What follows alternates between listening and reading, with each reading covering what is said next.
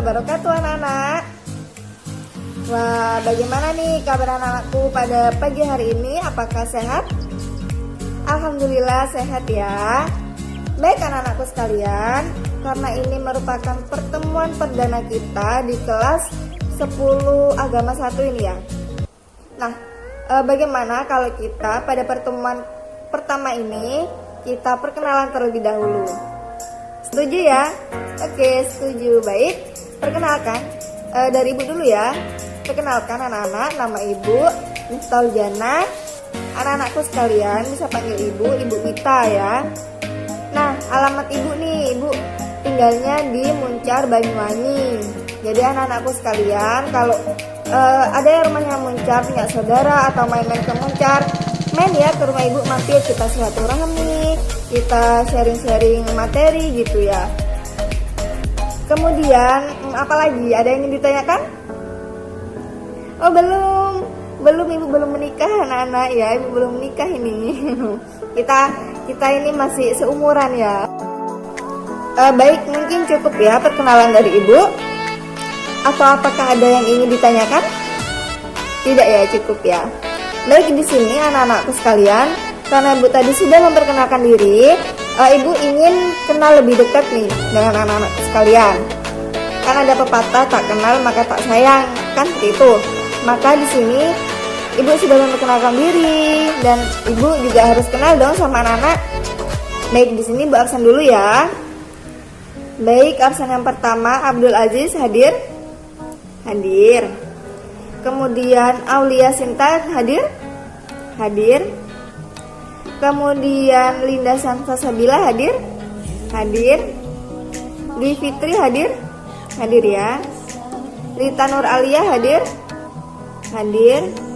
Baik, cukup ya absennya.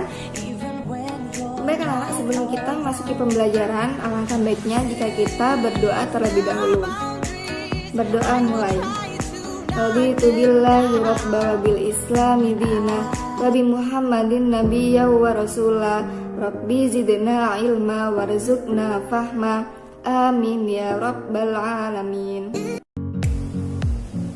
Baik anak-anakku sekalian, di sini setiap pertemuan ibu sebelum memulai pembelajaran, ibu akan memberikan motivasi kepada anak-anak. Tujuannya apa? Supaya anak-anak itu selalu bersemangat dalam belajar, dalam menuntut ilmu, seperti itu ya. Baik anak-anakku sekalian, di sini ibu akan memberikan motivasi mengenai bagaimana kita itu bisa bersyukur atas nikmat yang Allah berikan kepada kita. Jadi kalian ini semua duduk di hadapan ibu gitu. Kalian tuh harus bersyukur anak-anak. Karena apa? Karena semua orang itu nggak semua orang itu bisa ada di posisi kalian saat ini. Misalkan nih, ibu kasih contoh nih. Misalkan ya, ada anak yang perekonomian keluarganya itu kurang, sehingga mereka itu tidak bisa menyekolahkan anaknya, padahal anaknya itu sangat ingin banget merasakan bagaimana sih rasanya kita tuh bisa sekolah, memakai seragam, terus berangkat bersama teman-teman, belajar gitu kan. Mereka nggak bisa merasakan itu semua.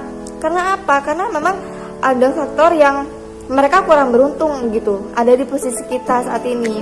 Jadi kita semua ini emang harus benar-benar bersyukur kepada Allah Subhanahu Wa Taala. Bagaimana bu caranya kita bersyukur? Dengan cara kita itu belajar dengan giat, kita itu mematuhi perintah orang tua dan guru, kita bersungguh-sungguh dalam menjalankan pembelajaran selama di sekolah ini, kita selalu disiplin, kemudian kita selalu mengerjakan tugas yang diberikan guru, segala hal yang positif kita harus kerjakan. Kita nggak boleh ya menyanyiakan kesempatan yang ada pada diri kita saat ini, biar kita itu tidak menyesal. Karena apa? Seperti yang ibu bilang tadi di awal, bahwasanya semua orang itu tidak bisa ada di posisi kita saat ini anak-anak. Jadi kita itu harus bersungguh-sungguh atas nikmat yang Allah berikan kepada kita. Kita harus jalankan dengan rasa semangat, rasa bersyukur gitu. Sehingga apa yang kita perbuat ini seolah-olah juga bentuk ibadah gitu. Ibadahnya dari mana bu? Ya ibadahnya karena kita ini bersyukur, kita melakukan apa yang Allah berikan itu karena emang itu yang harus kita lakukan. Karena kan kalau kita sudah diberikan, kita harus bersyukur, kita harus menjalankannya dengan sangat baik gitu kan. Kita jangan sampai mengecewakan Allah gitu dengan cara kita bermalas-malasan, waktunya sekolah kita itu bolos, main PS gitu ya. Itu nanti Allah marah anak-anak. Akibatnya apa kalau Allah marah? Misalkan nih, kalian sakit, kalian nggak bisa kan masuk sekolah. Nah seperti itu, maka dari itu kita semua harus menjaga kesehatan, kita semua harus bersungguh-sungguh nih dalam menjalankan pendidikan kita. Kita harus bisa mencapai cita-cita kita harus bisa membanggakan kedua orang tua kita gitu ya. Bagaimana? Apakah bisa dipahami? Bisa ya. Lagian ibu yakin kok anak-anak nih udah dewasa semua pemikirannya ya.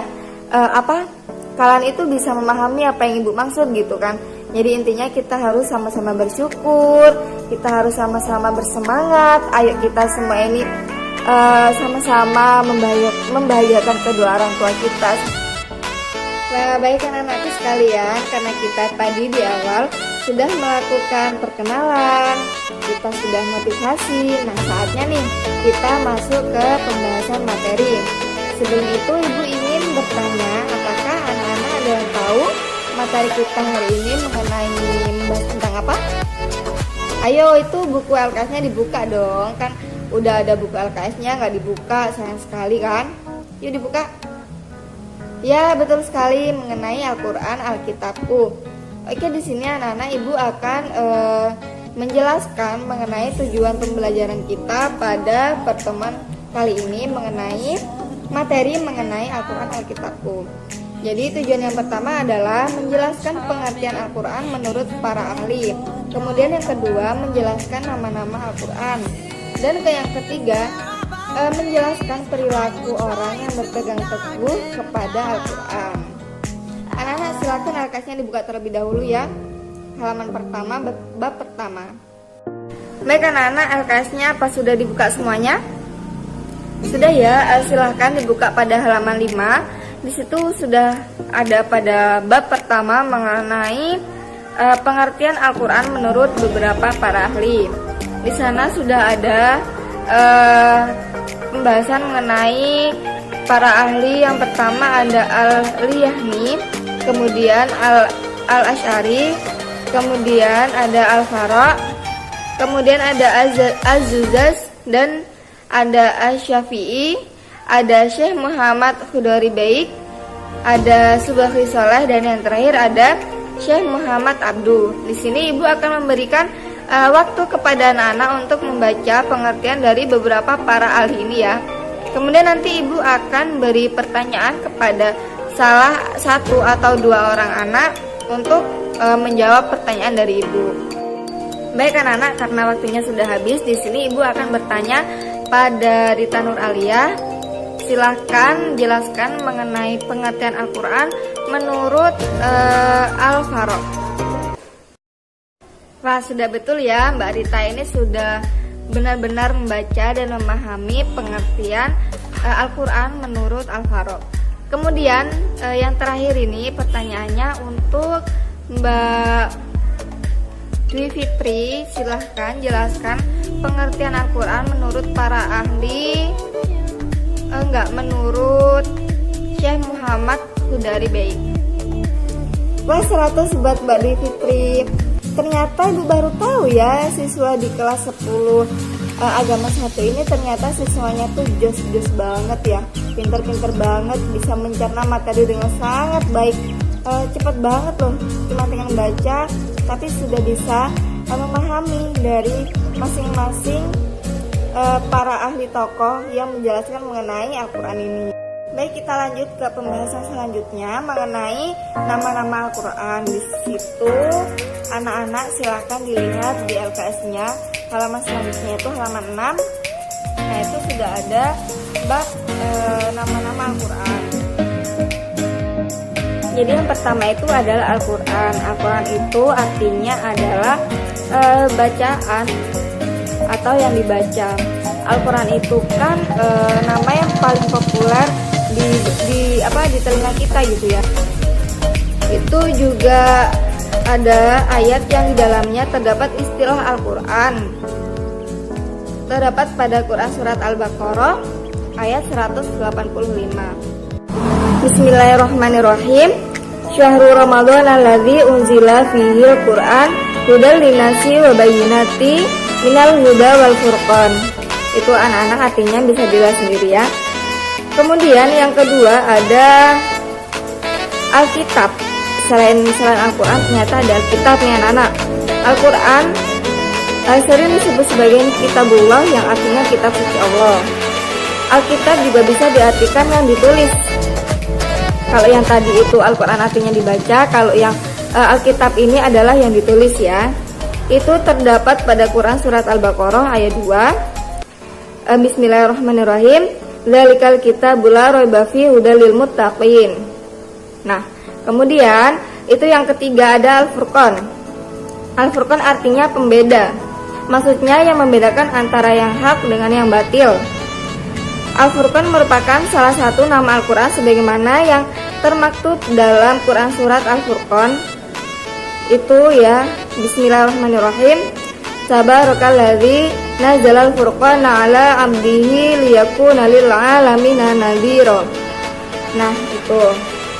Jadi Al-Furqan itu artinya adalah sebuah pembeda yang hak dengan yang batil gitu kan. Yang membedakan mana yang benar dan mana yang salah, seperti itu. Kemudian ada Azik. Azik itu artinya pemberi peringatan. Maksudnya yang memberi peringatan kepada manusia. Jadi misalkan kita itu segala sesuatu yang kita laksanakan atau lakukan di bumi ini, itu semua akan ada pertanggungjawabannya nanti di akhirat gitu ya. Jadi fungsi Al-Quran itu sebagai pengingat gitu kan. Kemudian yang terakhir ada At-Tanzil. At-Tanzil itu artinya yang diturunkan. Jadi kitab suci Al-Quran itu kan kitab suci yang diturunkan oleh Allah Subhanahu wa taala kepada Nabi Muhammad ya. Allah Subhanahu wa taala kepada Nabi Muhammad SAW melalui perantara malaikat Jibril alaihissalam untuk disampaikan kepada seluruh umat manusia. Nah, ini terdapat pada Quran surat Asy-Syu'ara ayat 192 yang berbunyi wa innahu latanzilu rabbil alamin. Nah, seperti itu. Baik anak-anak, dari sini apakah ada yang belum bisa dipahami? Silakan ditanyakan. Atau kita langsung lanjut ke pembahasan selanjutnya. Oke, kita lanjut ya. Silakan anak-anak buka LKS-nya di halaman 8. Nah, di situ ada perilaku yang berpegang teguh pada Al-Quran. Baik anak-anak, di sini pada paragraf pertama Ibu akan membacakan Al-Quran merupakan sumber ajaran Islam yang pertama. Setiap muslim berkewajiban untuk berpegang teguh kepada hukum-hukum yang terdapat di dalamnya agar menjadi manusia yang taat kepada Allah Subhanahu wa taala, yaitu dengan mengikuti segala perintah Allah Subhanahu wa taala dan menjauhi segala larangannya. Misalkan nih contoh, kita disuruh untuk sholat tepat 5 waktu, kemudian kita disuruh berpuasa, kemudian kita disuruh membaca Al-Quran, kita sedekah, menyantuni anak yatim gitu. Sementara larangannya seperti apa, Bu? Nah, larangannya itu kita harus menghindari perbuatan yang tercela, misalkan mencuri, berzina, kemudian membantah kepada kedua orang tua, suka berbuat jahat gitu ya. Kita harus benar-benar menjauhi segala larangannya. Sebab mengapa? Karena setiap perbuatan kita di dunia ini nantinya akan dipertanggungjawabkan di akhirat. Baik anak-anak, dari sini apakah ada yang ingin ditanyakan? Oke, kita lanjut ya. Jadi untuk paragraf kedua ini, Al-Quran memuat berbagai pedoman dasar bagi kehidupan manusia. Kita sebagai seorang muslim harus meyakini tuntutan yang berkaitan dengan keimanan atau akidah, yaitu ketetapan yang berkaitan dengan iman kepada Allah Subhanahu wa taala, malaikat-malaikat, kitab-kitab, rasul-rasul, hari akhir serta qada dan qadar. Nah, di sini Ibu ingin tanya nih kepada anak-anak. Kalian ada yang tahu nggak sih qada dan qadar itu apa? Ya betul. Jadi qada dan qadar itu sama-sama ketetapan, melainkan qada dan qadar ini ada perbedaannya.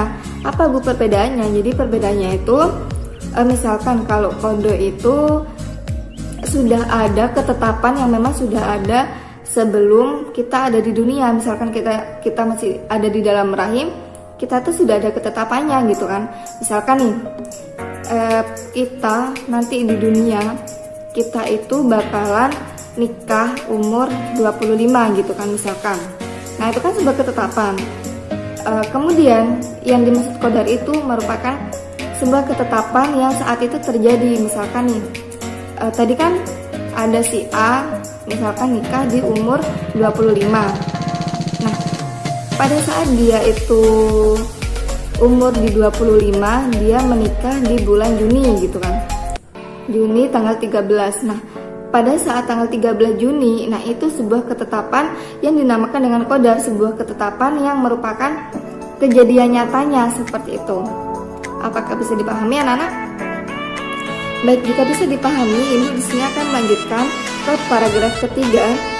Sebagai seorang yang berpegang teguh kepada Al-Quran, kita harus memiliki budi pekerti yang luhur karena Al-Quran berisikan tuntutan yang berkaitan dengan akhlak, yaitu ajaran orang muslim memiliki budi pekerti yang baik serta etika kehidupan. Di sini Ibu akan memberikan contohnya nih. Misalkan ada nih teman kita jatuh. Nah, gimana etikanya kita sebagai teman melihat teman kita yang kesakitan? Otomatis mereka butuh bantuan kita gitu kan. Kita juga harus menolong, kita harus membantu mengobati lukanya. Mungkin kadang kan kita ini sering banget melihat sebuah kejadian, misalkan teman kita jatuh, kita bukannya langsung menolong, malah kita yang lagi viral itu kita videoin dulu gitu, kita upload ke sosmed, kita nggak langsung tanggap untuk menolong teman kita yang jatuh itu, malah kita justru videoin dulu gitu baru kita menolong. Sebaiknya hal-hal seperti itu jangan sampai terjadi pada kita semua. Kemudian juga misalkan nih kita sedang lewat di depan orang yang lebih tua dari kita, etikanya gimana? Kita bilang permisi Bu, permisi Pak gitu kan. Jangan asal-asal kita ada orang yang lebih tua kita lari-lari, kita seenaknya gitu kan. Itu etikanya kurang gitu kan kalau bersikap kepada orang yang lebih tua. Jadi kita harus bisa menghormati kepada orang yang lebih tua. Bukan hanya orang yang lebih tua juga, kita juga bisa menghormati, harus menghormati kepada sesama seumuran kita, kemudian bawahnya kita. Karena kan ada pepatah yang mengatakan kalau kita ingin dihormati, maka kita juga harus bisa menghormati orang lain seperti itu. Jadi apapun yang kita lakukan pasti akan berpindah balik kepada kita gitu. Jadi kalau kita ini berbuat baik, hasilnya ke kita juga akan baik. Begitupun juga sebaliknya. Di sini ada yang ingin ditanyakan? Baik, kita lanjut. Sebagai seorang yang berpegang teguh kepada Al-Quran, kita harus melakukan ibadah karena Al-Quran berisikan tuntutan yang berkaitan dengan ibadah, yakni sholat, puasa, zakat, dan haji. Di sini itu ya, kan kita sudah tahu kalau sholat, zakat, kemudian puasa itu, haji itu kan merupakan kewajiban ya bagi kita selagi kita itu mampu gitu. Misalkan kalau kita masih dalam keadaan sholat, masih dalam keadaan sehat gitu kan, kita jangan sampai malas-malasan sholatnya, kita jangan menunda-nunda sholat gitu kan, karena kesehatan itu merupakan sebuah nikmat yang besar yang Allah berikan kepada kita gitu. Kemudian nih puasa, selagi kita masih tidak sakit, kita masih sehat, yaudah kita harus laksanakan puasa, dan itu wajib. Karena kalau puasa itu, kalau orang yang sudah balik dan itu kita meninggalkannya, kita wajib membayar puasa itu. Kemudian zakat itu dilakukan jika kita itu mampu, segala kebutuhan kita itu sudah tercukupi dan kita memiliki rezeki lebih, kita itu wajib berzakat, kita wajib bersedekah. Kemudian yang terakhir itu haji juga sama. jika kita itu mampu melaksanakannya, kita mampu dalam artian apa? Dalam segi ekonomi, dalam segi kesehatan kita masih mampu, kita wajib loh, itu wajib berhaji. Kemudian yang terakhir, paragraf yang terakhir, sebagai seorang yang berpegang teguh kepada Al-Quran, kita harus bergaul dengan sesama dengan baik, sebab Al-Quran berisi tuntutan yang berkaitan dengan amal perbuatan manusia dalam bermasyarakat.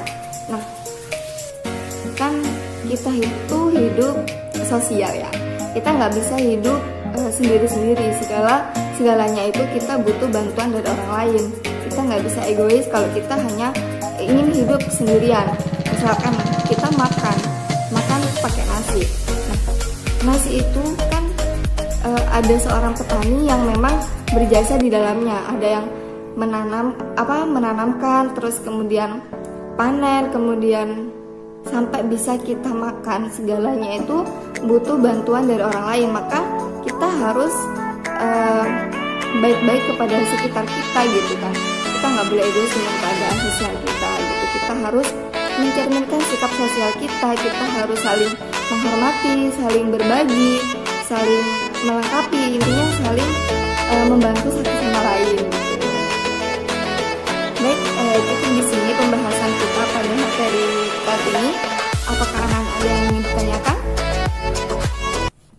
Baik, jika tidak ada, silakan anak-anak buka buku LKS-nya. Di halaman 11 itu ada tugas, silakan dicermati dulu tugasnya.